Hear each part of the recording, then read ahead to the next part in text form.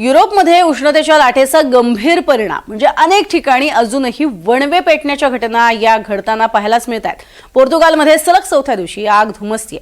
अग्निशमन दलाचे सुमारे 3000 जवान ही आग विझवण्यासाठी शर्थीचे प्रयत्नही करतात, तर 1000 फायर इंजिनसह 29 विमानं आणि हेलिकॉप्टर सुद्धा आग विझवण्यासाठी तैनात आहेत। ही आग स्पॅनिश सीमेलगत उत्तर पोर्तुगालच्या जंगलामध्ये लागली आहे। पोर्तुगालमध्ये काही ठिकाणी तापमान हे 40 अंशांपर्यंत पोहोचले। 2024 मध्ये लागलेल्या आगीत 5 पोर्तुगीज नागरिकांचा मृत्यू झाला होता। 2017 मध्ये लागलेल्या आगीत 120 जण दगावले होते।